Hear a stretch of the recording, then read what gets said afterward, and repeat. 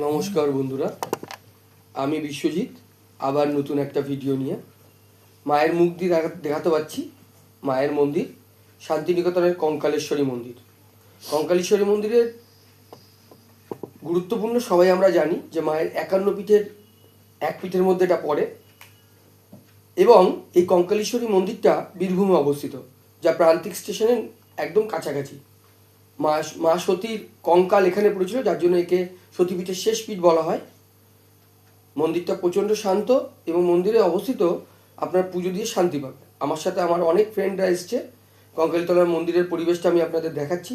চারিদিকটা এরকম খোলা এবং মেলা বসেছে, যেহেতু আমরা এই পৌষ মাসের সময় এসেছি বলে।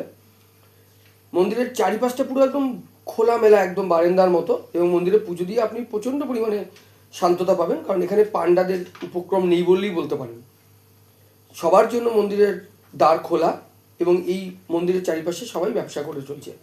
এরকম ভিডিও ভালো লাগার জন্য আরও লাইক আর সাবস্ক্রাইব করুন এবং ধন্যবাদ রইল আপনাদের সকলকে।